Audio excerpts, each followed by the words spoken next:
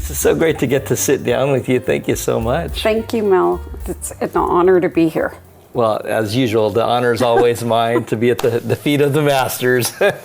Wow, what a journey you've been on and are still on. Congratulations on Visual Terrain and Thank you. Heading towards the third decade here of.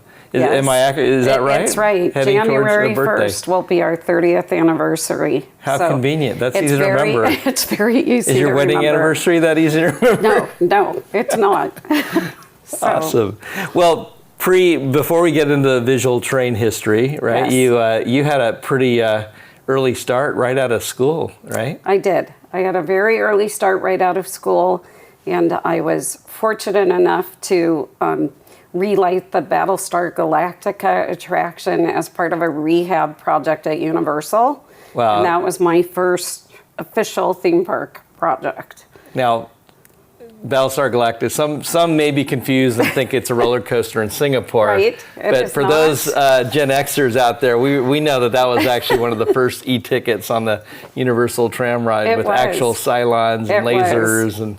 And the fighting went right over the tram, and you got immersed right into the Battlestar Galactica world. I remember that attraction. Yeah, like it was amazing. You know, they had the whole story where they had to go off course because there was construction or something up ahead. Something went going wrong. And then you realize something went really wrong. Right out of school. So how did you land that gig? I mean, I would say the theme of my life is relationships, right? So I knew a sculptor who was the primary contractor on that project, and he very kindly said to me, I'm going to open the door for you to go interview with Universal, but what you do once you're inside that door is up to you. Like, I'm not just going to give you the project.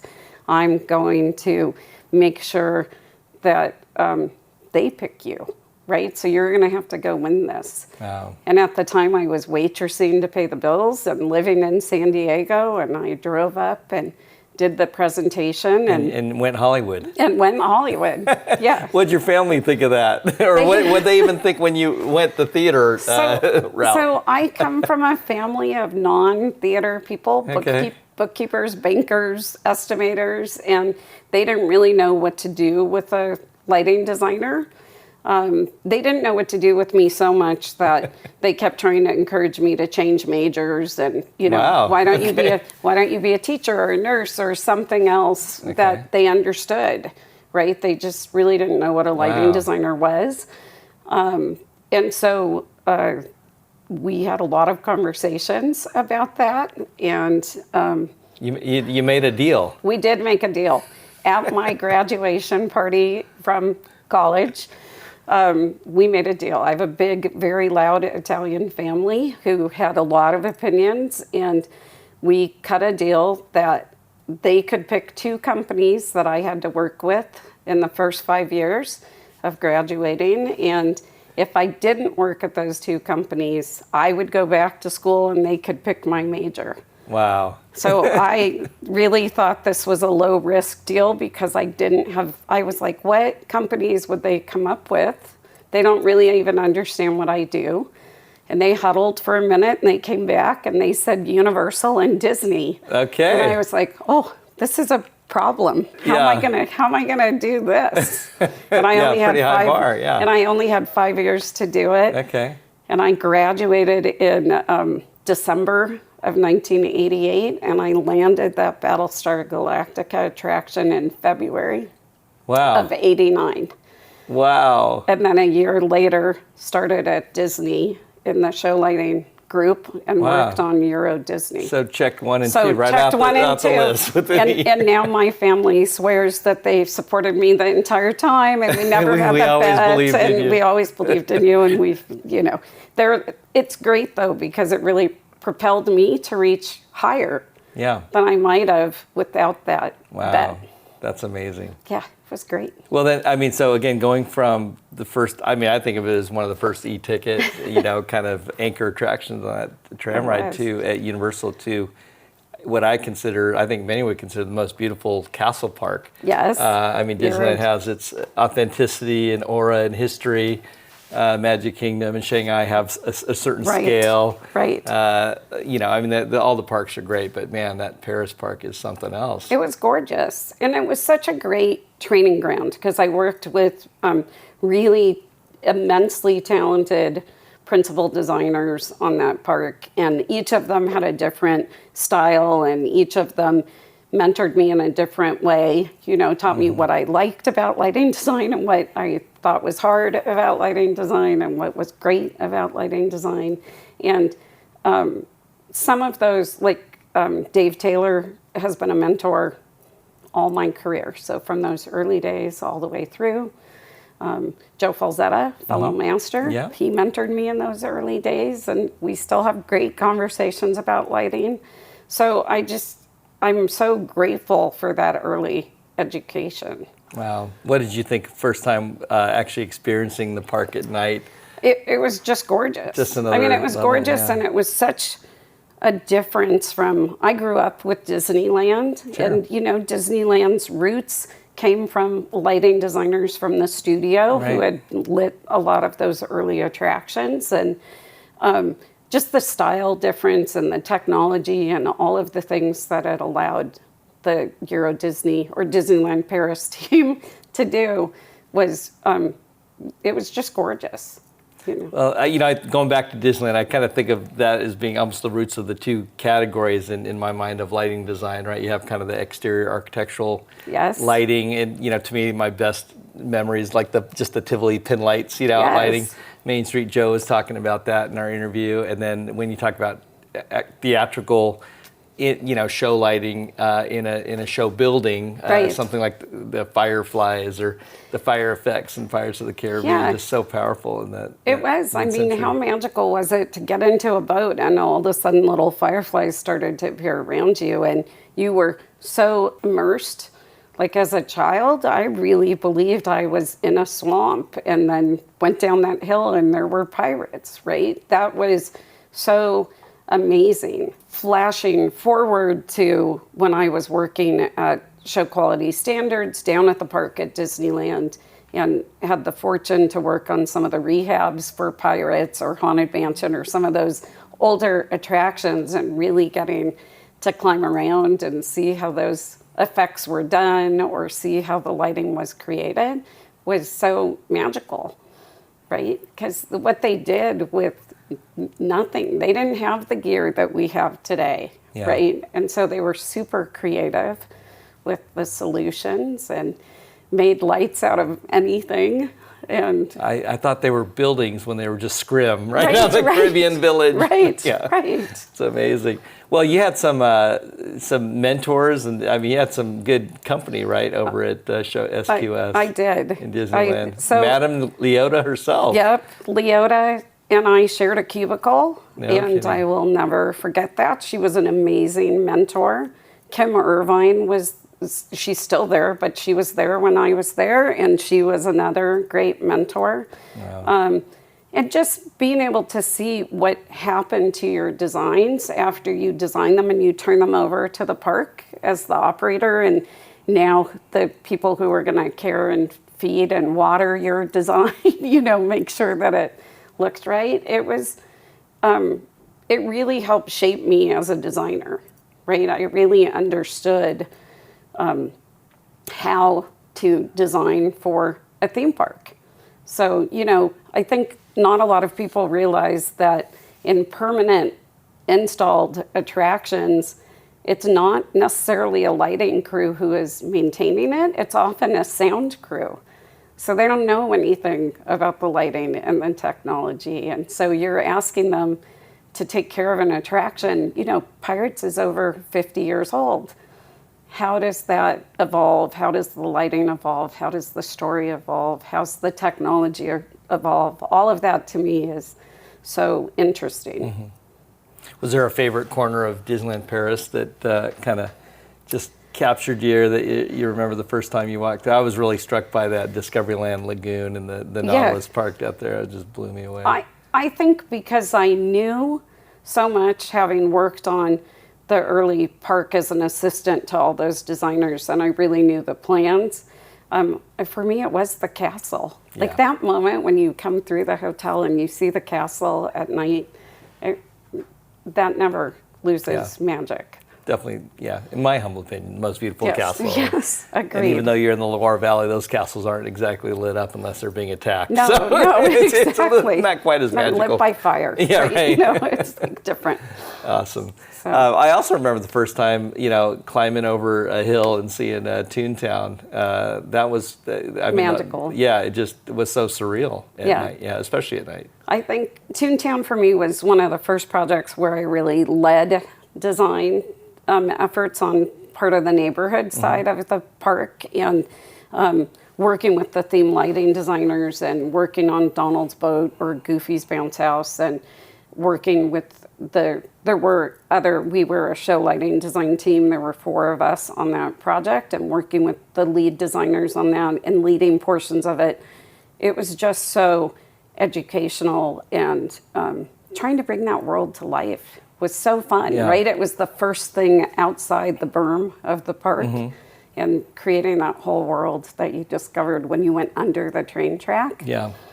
I love the backstory that it was always there, but now you're just being allowed permission to enter. And it almost felt like stepping into the first CG environments that we had seen. I can't remember. I think Toy Story was released around the same time. Yeah, and it was a huge education for me in rock work, right? Yeah. Because of all the Toontown hills, and that's when I first met Jolt, another fellow TA master now.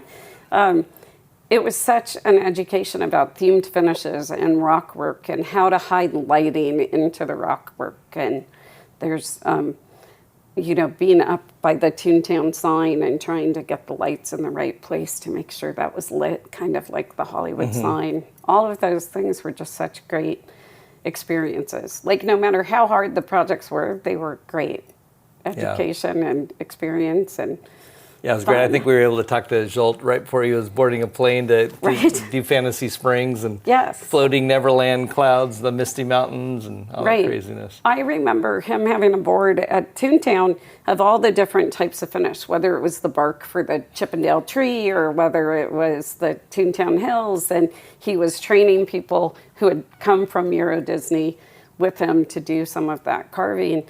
And I just would stand back there and watch them, and I couldn't believe what he was able to carve and what he was teaching them to carve, and then how those finishes took light. Was really beautiful. Then Animal Kingdom got to play in that amazing Joe Rohde sandbox. I did. On Animal Kingdom, I was in charge of the park-wide specifications for quite a time, and I was also the lighting designer for one of the train stations, and that was the project I was working on when I was laid off. So I was part of a layoff. Yeah, so I was part of a layoff, and that resulted in me opening my own lighting design Hence the 30-year anniversary. So is this mid-90s then? 1995 was when we opened. All right. Yeah. And so that was a door. That was, a portal into a possible outcome. You and I have talked about this. For me, being laid off was such a, nobody wants to hear it. And at first you're a little taken aback by it. But for me, it was such a great door. It was such a great opportunity to go out and do projects just like we did at Disney, but for other clients. Right. I was fortunate enough to have Monty Lundy as one of my outplacement supervisors as part of the layoff. No kidding. The founder of the Themed Entertainment Association as an outplacement supervisor. Yeah.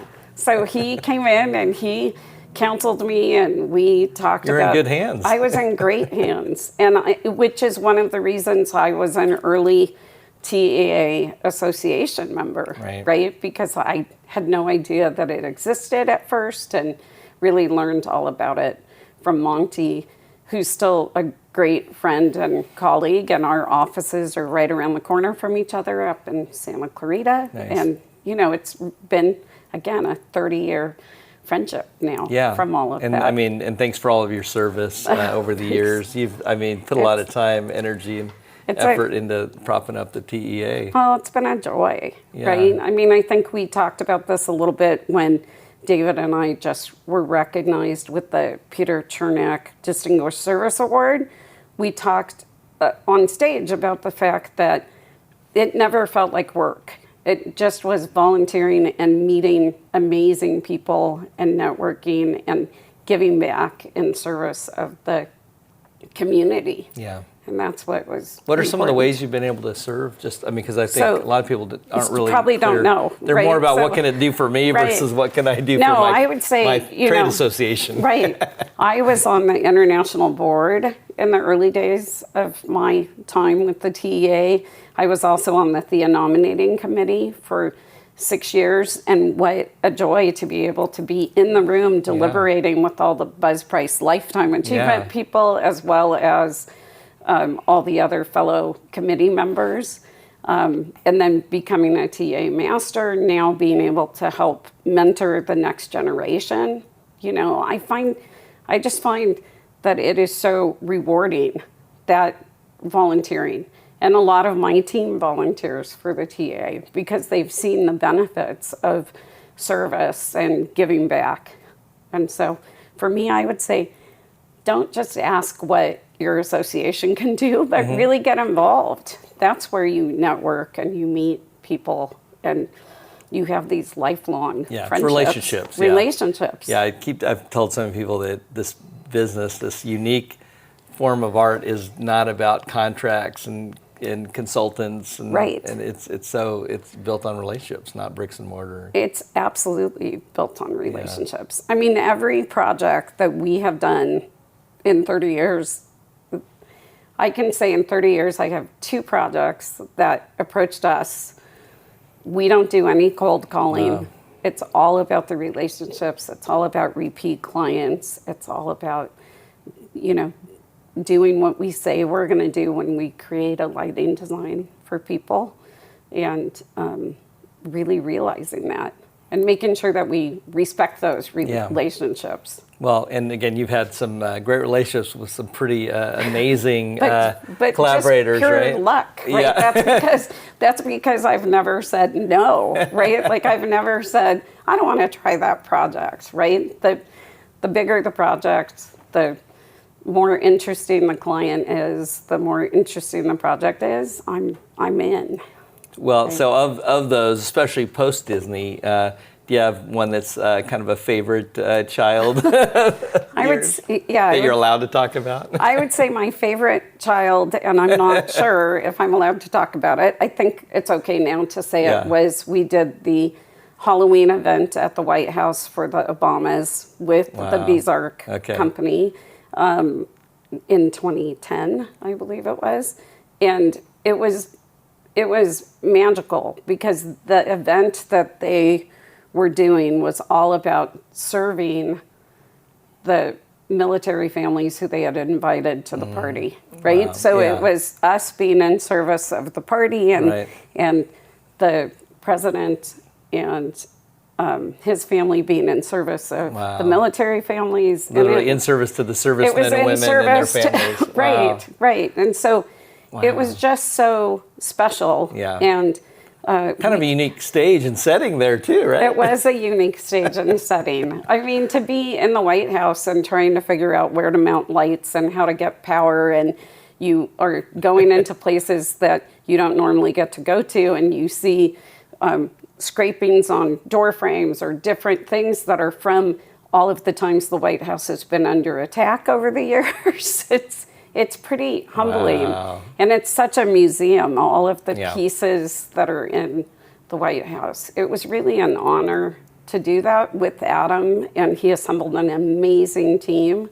So it was really a privilege to do that project. Yeah. And there's been many others like that, but that was it was a remarkable 4 days. Yeah, Adam and his team are such great collaborators. They make it so fun. The journey is almost the destination. And all of that with no sleep, it was even still fun, right? So, it was beautiful. And then you mentioned, I think, Doris, talking about kind of being on the Lifetime Achievement Award nominating committee. You guys have done some projects together? We have done quite a few projects together over the years, and most of them outside of Disney. Okay. So the Museum of the Cherokee Indian was one of those early projects, and other projects with other Native American tribes throughout the years. I know we both got to work on the Morongo. Right. I was going to say, you and I both discovered we did Morongo. Yeah. So I think I was saying to you when we made that discovery, I love Native American projects because even if it's a casino, there's always a cultural aspect, and you get to learn about that tribe and their life and their history. And I just find that really interesting, and how we can infuse their story into the lighting. Right. It matters. Talk about fertile storytelling soil. Exactly. There's so much to unearth and mine and harvest through that process. That's awesome. Well, one of the things I'm fascinated by visual train is that you guys, don't stay in the show building. You're not just but there's a whole theatrical lighting, attraction lighting piece. But the fact that, I think almost outside the window here, we would probably be able to see the Americana brand, great example of kind of Imagineering, almost spatial storytelling beyond the berm of a gated attraction or a gated theme park, right? Where there's certainly that, it almost feels more like Disney than Main Street USA at some level. So I know that that's been a work of yours. Can you explain the difference when you're working for a real estate developer like Caruso? Is that normal now? Is that becoming normal, or is that completely weird? No, I think it is more normal. And I think I've been fortunate to work with real estate development groups over the years. The Alpha Tame Group Real Estate doing Dubai Festival City in the early 2000s, or Caruso doing Americana brand. Those developers who really care about what that space looks like at night, and that transition from what their property looks like under the sun versus what it looks like at night, really are exciting to us, because again, it's a way for us to tell their brand or to tell the story of that space, or to really dive into how do we want people to feel when they're in that environment, right? So for us, it's still story. It's just not an attraction. Yeah. I was with Rick Caruso, and he was talking about how he almost thinks about the single mom's experience, or a mom with a stroller and child, from the moment of pulling into a parking structure to, getting to that point of actually making a purchase decision. But he's scripting the entire experience, wants to make sure the anxiety levels are always going down rather than up, and he really gets it. Yeah, he really does. And how many developers put beautiful chandeliers in their parking lot lobby, or hang a chandelier over the street? They were very open to those collaborations and those conversations, right? And so it's really... Those are wow factors. Those are wow factors, and those are placemaking factors, right? That's putting a decorative fixture where you need it, and where you least expect it, where you least expect it, and where you want to see it, and people will remember it. Yeah. I would say Visual Train, we only want you to see, we really design lighting where when we want you to see the light, we're going to make sure that light is beautiful and you should be seeing it, or it's serving the story, right? It's themed correctly, or it's really a part of the visual vocabulary of a project. There's a lot of lighting where we just want it to disappear and fade into the background, and we just want you to see the object that's being lit. And that's a really delicate balance, right? So I think Americana is a great example of that. For lighting designers that have been trained up from a theatrical background versus lighting designers that come up through, I don't know, whether it's engineering or more of an architectural light, is it easier for kind of one side to float the other way versus, or is it a pretty hard wall? Because you guys do both. We do both, right? So I will say that it's easier for theatrically trained lighting designers to cross over into architecture and permanent installations than it is for an architect who becomes a lighting designer or an electrical engineer who specializes in lighting to cross into. Is that for technical reasons or more just philosophical paradigm? I think it's philosophical design reasons. I think in theater you're taught about story, and you're taught about where to put the light Right. as well And the as emotional where to arc put the shadow and Right. where to do all of those things. Yeah. And in architecture, in architectural lighting and those programs, you're taught more of the calculation side, and you still can do beautiful art in either, but it's very rare.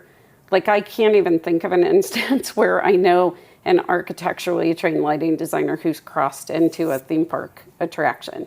They might come over to theme parks to do the restaurants and the retail and the public spaces, because that's common in any architectural project, right? But the attractions, that's fascinating insight. I think it's really interesting. Well, now that you've kind of bled beyond the, again, berm of the gated attractions or theme parks, and you've gone out into the, quote, real world, is there any types of projects that you wouldn't touch or wouldn't do?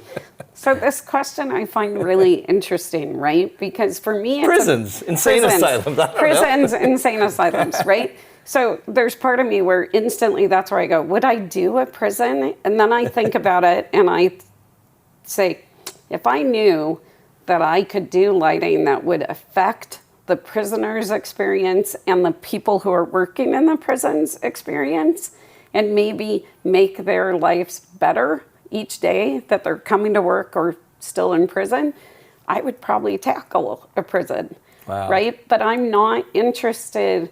The projects that don't feed me are like 27 floors of the same lighting in an office building. I can do it. Yeah. We can do it without a problem, but it doesn't feed my soul as much. It might if they'll let me really look at how it's affecting the people working in the office building. But I think we have the same litmus test. Ours is destinations. They lift the spirit. They're either soul killing, soul crushing, or they're elevating. I'd rather, aim higher than just the... Right. Well, and I want it to matter, right? So if people saw my SATE talk a few years ago, it was pre-pandemic, they know that my entry into lighting design was I worked on a show in college where the lighting designer at the time did this 30 minutes long cue into a very cold blue light. And I would watch the audience put their coats on every night for 5 weeks. And I sat right next to the thermostat, and the temperature in the theater never changed. And it was so powerful for me. And so for me, every project we do, I'm trying to find that moment. Right? Wow. Like, when do we have the audience so immersed or captured that they're really a part of the story? Wow. So, any concentration of where I know you've rode that Dubai wave. There's the Saudi tsunami right now. Right. Any favorite projects you're allowed to talk about or trends that you see? I would say that for me, the Saudi tsunami feels very much like the early Dubai days, right? So there was a time when I was in Dubai every month for 4 years in the early 2000s. And I'm hearing similar conversations, right? About how many projects there are and the different types of projects. And I see similar types of clients coming to the table where they really want these projects, but they don't necessarily know how to build them yet. So I find those clients who are willing to work with teams who are willing to educate them and really see the full potential are really interesting to me. I think whole theme parks are, I love a good whole theme park. I love individual attractions and I love trying to problem solve a whole theme park. Sure. And I love bringing in other lighting design. Like, if it's a whole theme park, that's usually too much for a single firm to do. So I love that strategy of figuring out who the other lighting designers might be and how we might all together create that overall vision. So I think the bigger the project, I'm intrigued. You're in. A project that's never been done before, I'm in. I think much to my team's chagrin, right? Like, I love a project that's never been done before because it's such a puzzle. Yeah. There's so many things to solve. Wow. Well, what's around the corner? So I will just say we've had a great year. At first coming out of the pandemic was tough. But we've had a great few years, and we've just opened a bunch of projects, and we're in the middle of design for other projects that include theme park attractions and aquariums and concert venues and museums and location-based entertainment. So it's such a good mix of projects that it's exciting, right? We never have a dull day.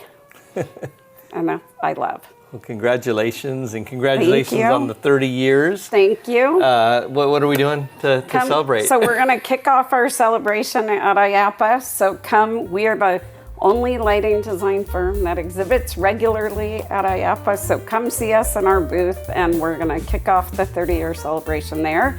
And I'm not going to reveal anything more than that right now. Right. Just come celebrate with us. Awesome. Thanks, Lisa. Thank you, Mel. Awesome. Well, thanks for everyone joining us live, and what a fun conversation. Even though I was there, I was still grinning ear to ear. Same here. Same here. It was fun to revisit it. Awesome. I got a quick question I just wanted to throw in. We've already got a few questions come in, but and by the way, feel free if there's any questions that come up to throw those in the Q&A if anyone's listening in. But Lisa, I was just curious, because you've been around the world, you've been around the block. I was just curious of when you talked about, the work with Rick Caruso and Americana brand, when you're actually in quote, non-theme park real world, urban environments, whether they're old world settings or kind of something exotic or new and flashy in Dubai. I was just curious if there's any just settings that, maybe may or may not have been professionally designed, but kind of just captured your heart, imagination, just like, I don't know if there's anything I would change here, or, that just particularly, you found inspiring. Yeah, I think that's a really great question. And I think like the first time I went to the old part of Dubai, like to the souks or the spice souk or any of those, it is incredible. And it is also typically really minimalistic lighting, right? Like it's so different to walk through those spaces at night versus during the day. And it's lighting with a purpose. It's not just this big blast of light like you would find in a big box retail store here or anything like that. It is much more inviting and engaging and about the architecture and the guest experience without them even realizing it. Like they've just kind of automatically done it, and it's evolved over the years. And so I would say that really captured my attention. And then on the flip side of that is going to, like the first time I went into the Burj Dubai, and that is a design that is over the top. And, at that time, I think a night in the hotel, 20 years ago was this outrageous $700 a night or something, which we all thought was so shocking. But it was beautiful, and the level of finishes, and it was just an opulence that hadn't been seen at the time. So to see both of those things in one city was really striking to me. Yeah, that is quite the contrast. And I do remember that Burj Dubai almost felt like, okay, I'm in Tomorrowland. I'm in the city. Right, this is it. This is the Epcot Spire Hotel that Walt wanted, in the middle. Lucius had a good question. Thanks for sharing. He wanted to ask if there's any challenges between running a company and being a professional designer. Like how do you strike a balance between the client's ideas and your design aspirations? Okay, well, that's a great question, Lucius. Yeah, I would say that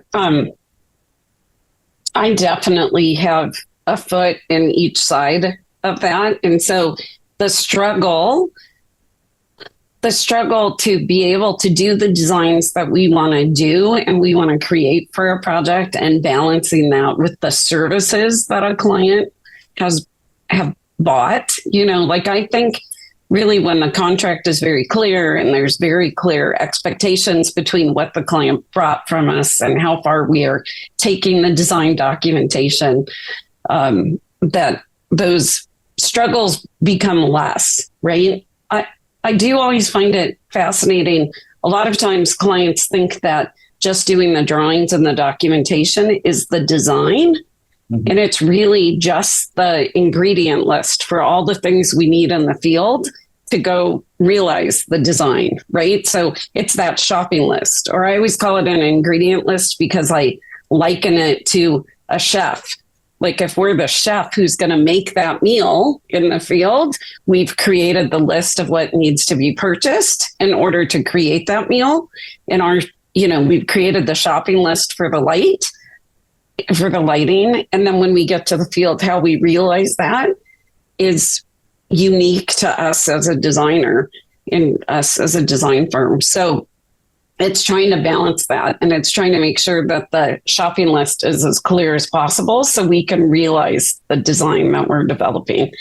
And the business owner part of it, sometimes I'll fight with my own design self, where I'll be like, oh, I'll just give them that design service as a favor, or I'll just do a little bit more. And the business side of me has learned over the years to go, no, come on, let's have a conversation about that and how much our time is worth.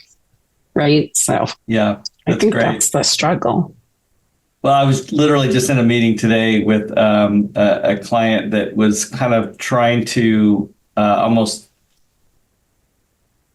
some members of the client team were almost trying to compare or put us in the box of essentially an architect, basically.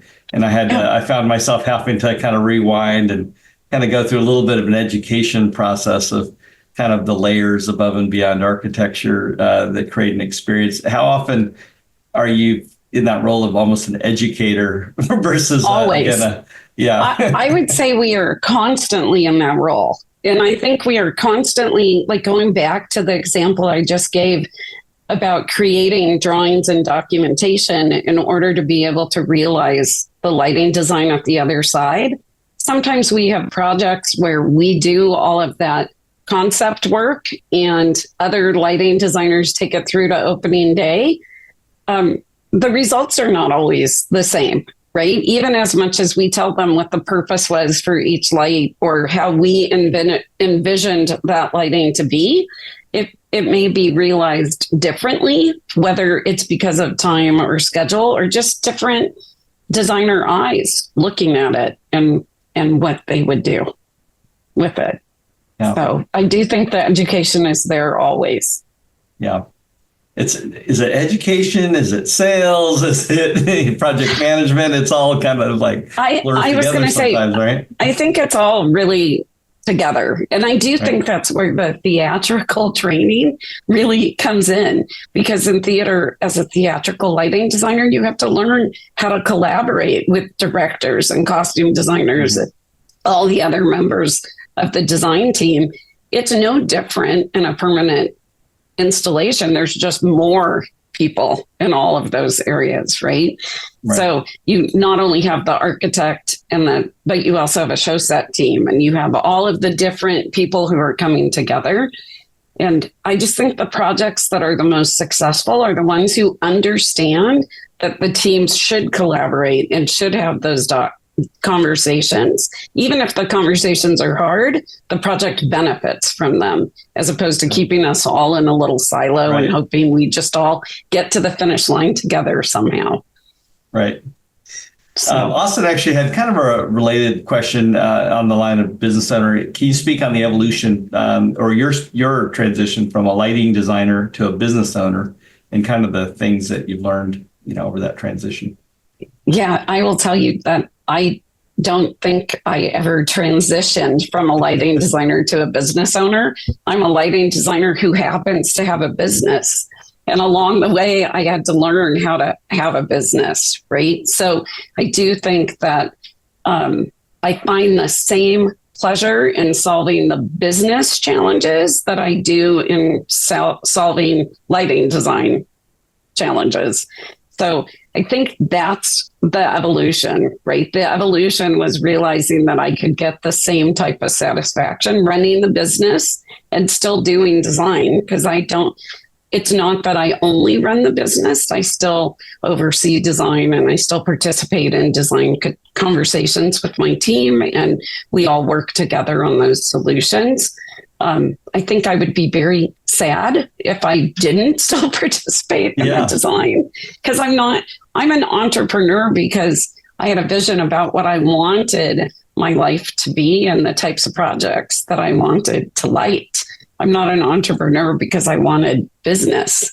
I don't know if that makes sense, but to me, it does. There's probably other business endeavors that if you're purely pursuing profit, you would probably had a higher ROI. Right, exactly. Lighting design wasn't about making big buck, right? It's about being That's what all the profitable MBAs are focusing on for growth industries. Right. But I mean, we want to be profitable and we want to be able to take care of our team, and we want our team to have great benefits. And, we think we do a really good job at making sure that they are well paid and they have health insurance and they have a 401k program and all of those things that a responsible business person should provide, in our view. I think David and I would both say we've tried to create a business where we would actually want to work. And I would say a lot of business people don't necessarily approach business that way. So I think that's certainly the designer part of me. Yeah. And the artist. Yeah. With being kind of a, one discipline in a somewhat, what some would say a niche industry with experience design.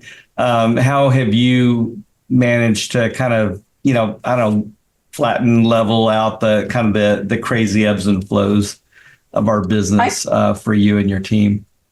I think really for us, it's about the diversity of projects that we do, right? So like in the interview, we talked about the fact that we don't do just theme parks and we don't do just themed entertainment projects. We have crossed over into other markets. So whether we're doing a hotel for a big hotel chain like Marriott, or whether we're doing a themed hotel that's attached to a theme park, or a casino or a museum project, it's that diversity that helps to level the playing field, because the market does change, right? So sometimes there's a lot of theme park work and other times there's not a lot of theme park work, but casinos are really busy or museums are really busy.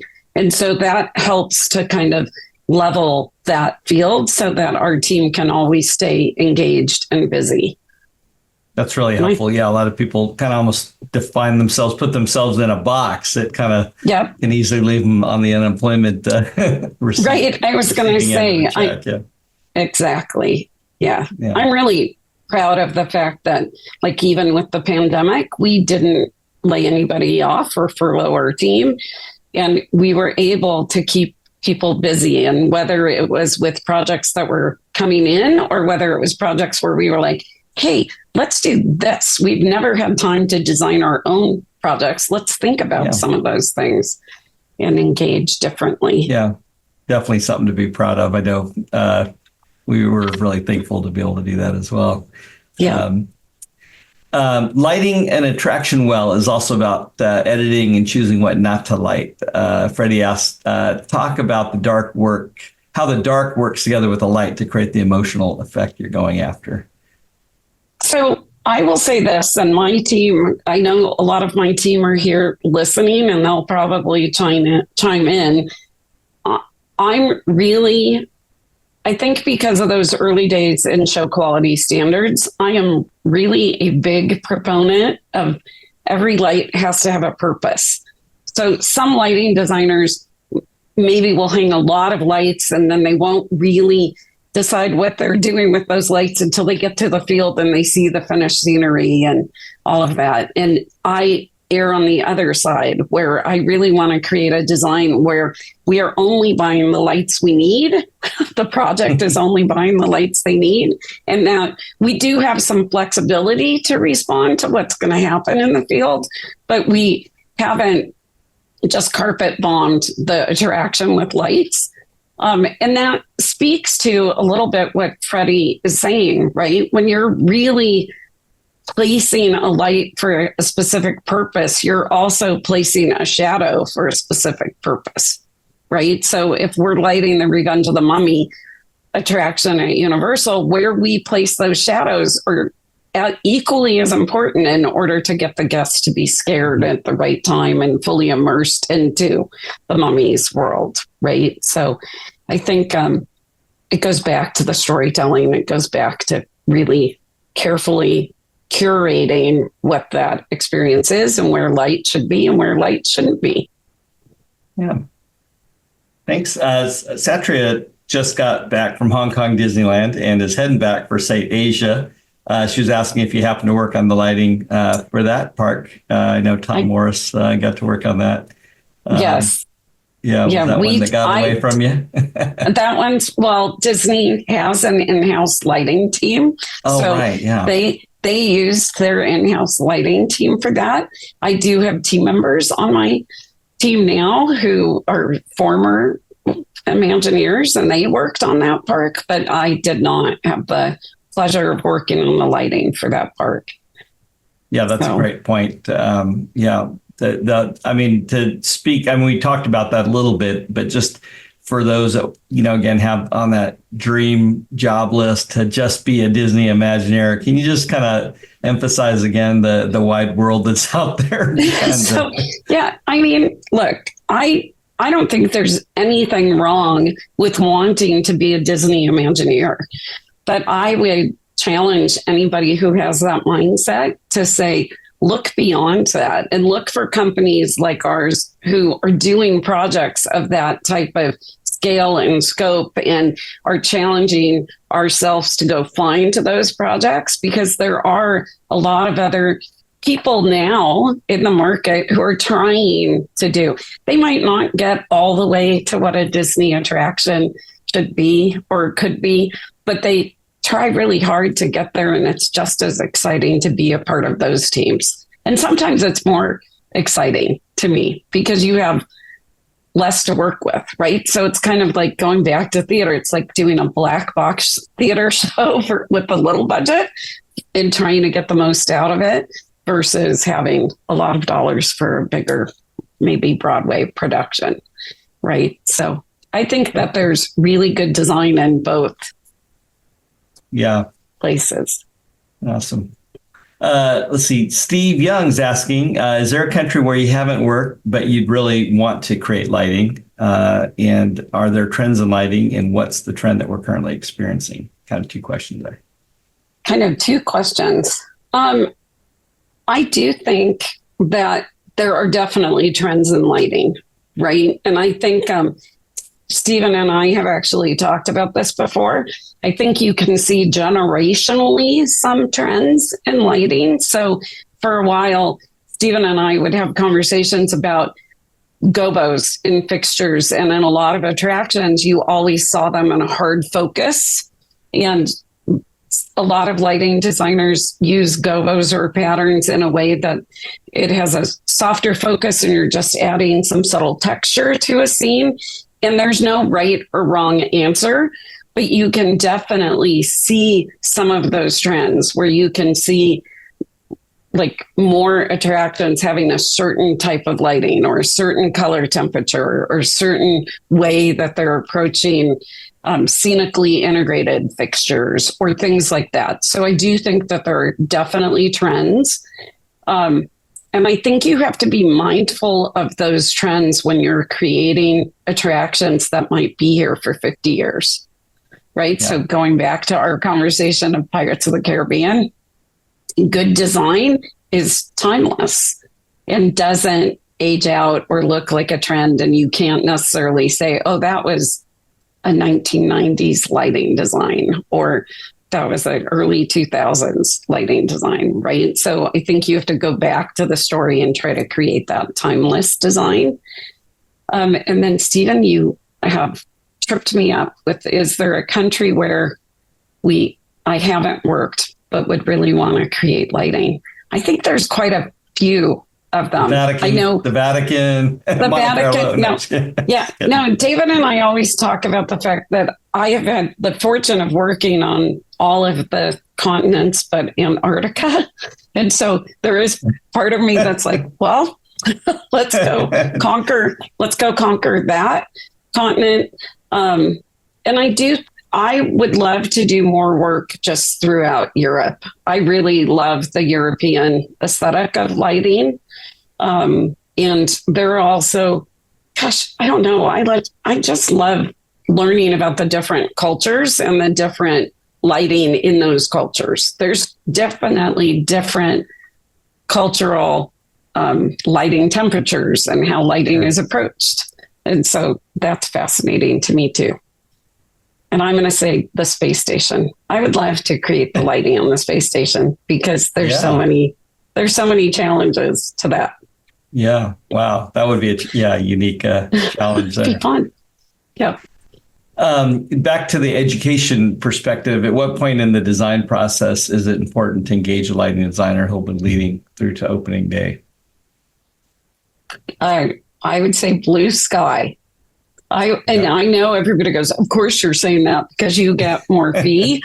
But honestly, in a blue sky or a feasibility study, or sometimes we call it feasimatic, where it's kind of blue sky to schematic or high concept, I think it's beneficial to have a lighting designer in the room because you might be able to have conversations about, is this a media moment or is it a lighting moment?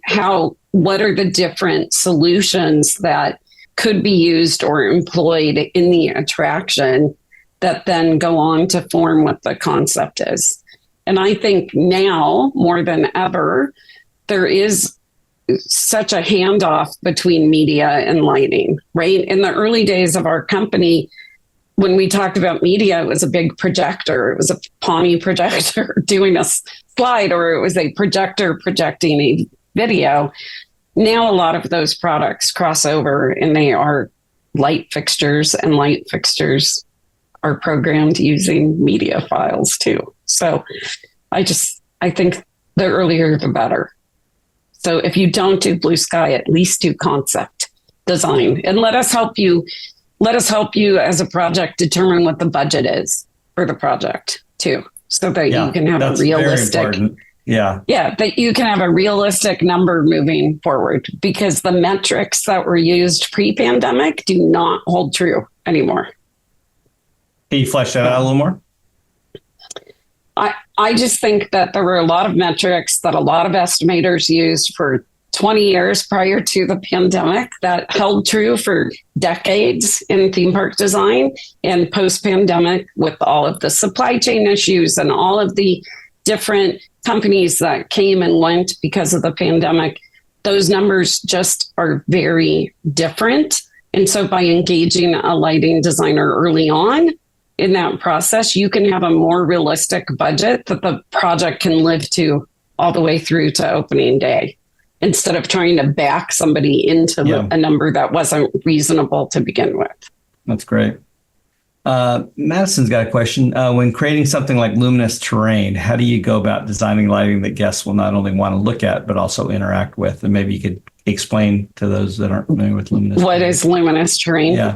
So luminous terrain is a project that we really worked on and developing during the pandemic. That's one of those projects that we kind of challenged ourselves with. And it is a byproduct of a project called Raise that we did originally with a lighting artist out of Seattle named Dan Corson. And we worked with him in Council Bluffs, Iowa on this Raise project where we designed with Votary Interactive and Bandit Lights and Dan a series of lighting in a giant public park, a series of lighting cues that would interact and be playful with the audience. So there was no script, there was no written sign, there was nothing telling people that the lights were going to play with them in the park. They would just come to the public park at night and the lights would start to capture them. So lights might follow them around, or they might capture a light that sticks with them and nobody else. Or if they work together as a team, the whole park would respond. And it was so fun doing that project that during the pandemic, we reached back out to Dan, the original artist, and said, how do you feel about us trying to do a modern day version of that? We have some ideas that we would like to try. And it's really fun trying to solve that, right? So for me, Luminous Train is all about people feeling and experiencing the magic of light in a way that I know exists and that I want them to experience, right? So think of the lights as kind of characters in that experience. And sometimes they're shy and they don't want to respond to you or they don't want to play with you. And other times they really want to play with you and engage with you. And so creating what those different interactions is really fun to me. It's trying to figure that out and trying to get people to see light in a completely different way. Yeah. Right. Someone was fixated on that tram experience and going from Battlestar Galactica to King Kong 360. Yes. There's a story about what you guys did with the shadows on the King Kong 360. Right? Can you talk about that? Yes. So I have a feeling I know who brought this up, but so there's a moment in King Kong where in the media, King Kong jumps over the tram and also grabs the tram and is swinging the tram. And so Stephen was the lead designer on that. And he and I worked very hard to figure out how do you get the people in the tram to really experience that and really believe that King Kong has grabbed the tram car and that you are being shook and shaken around by him. So we really worked very hard, and that's a great example about the shadow play and figuring out what you see as a person in the tram and what the lighting on the person in front of you is doing versus outside and with the media screen. And so screams. And screams, media screams. And so I think it was really fun for us to try to figure that out and try to really explain to the Universal team how this could work and how putting different lighting within the tram or how we were hitting the tram and the people in the tram with the lighting to reinforce those moments it was really exciting. And it was great to work with the media team and the media producers to pull out some of those effects from the screen, right? Because that's how it becomes more real. Yeah. That's magic. Here's another question about theme park magic. The transformation of parks when the sun goes down, it's always magical. It's almost like the lighting design becomes a showcase of the park. How do you approach painting the park at dark or after dark? So I think every park has to answer this question uniquely and for its brand. So if we go all the way back to Islands of Adventure, part of the answer was that every land had a different color temperature and a different lighting source as its overall wash of light, right? So I think that worked for Islands of Adventure back when that park opened. And then I think if you fast forward to other parks, there's a connective tissue that the lighting has to have as you move from land to land. But a lot of that has to do is the lighting coming from fixtures that are kind of hidden within the architecture and overhead, or is it coming from themed fixtures or decorative fixtures?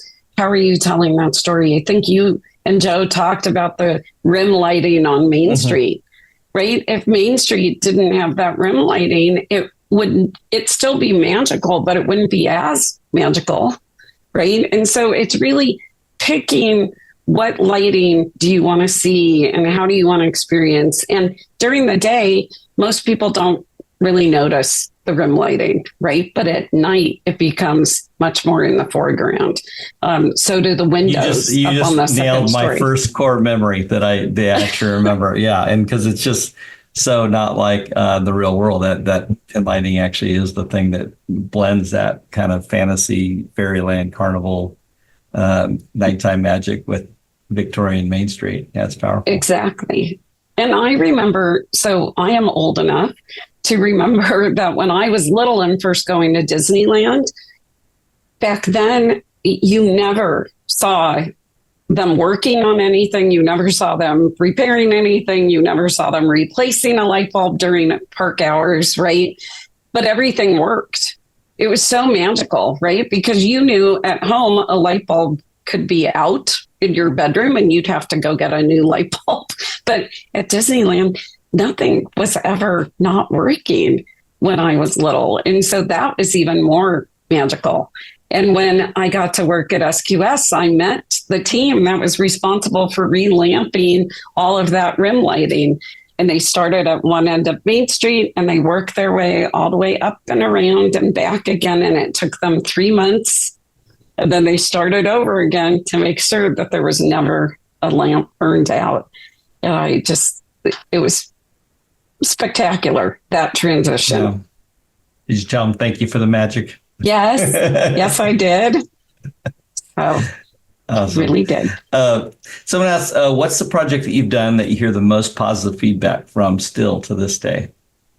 So I will say Revenge of the Mummy, Florida still gets huge reviews, and it's a fan favorite. Yeah. It is definitely a fan favorite. And Jen Sauer was the creative director on that attraction, and she just did a beautiful job with it. And I just think it's a great example of a team that collaborated wholly and fully. And all these years later, you're still seeing it, a high survey response. So absolutely. I would say that's one of them for sure. Is Brendan Fraser still looking for his coffee? I forgot if that's probably. But yeah. Probably. So still works, though, to your point. Still works, right. Let's see, Madison's asking, do you have any advice for people just starting in the themed entertainment industry? Madison, We've heard this question before, and I think everyone has a different answer. Yeah. Well, I think my answer was a part of our interview, actually. Don't say no. Just say yes to whatever job can get you through the door. Say yes and figure it out and work really hard to do your best work in that job. But it really is about being, like, sometimes I hear some of the generations that I'm mentoring that they're like, well, that wasn't really the job I was looking for. And I'm like, who cares? Get in the door and then teach people what you are capable of. And then you're in the industry, right? So for me, say yes and figure it out. And I think there's this belief that especially the 35 masters always had the answer or knew exactly what we were going to be when we grew up. And the reality is none of us knew what we were going to be and that we were going to have these careers in themed entertainment when we were young and just getting out of school or just landing in the US, right? We just say yes, just start, network, take advantage of the 35 masters. 35. There's 35 of us who are willing and able and ready to mentor you. So reach out to all of us. Anybody could reach out to me and I will find the right master to hook you up with based on where you want to go in the industry. Man, I would have killed to have us as a group back when I was first out of college. Right? We didn't have that at our fingertips. So don't be shy.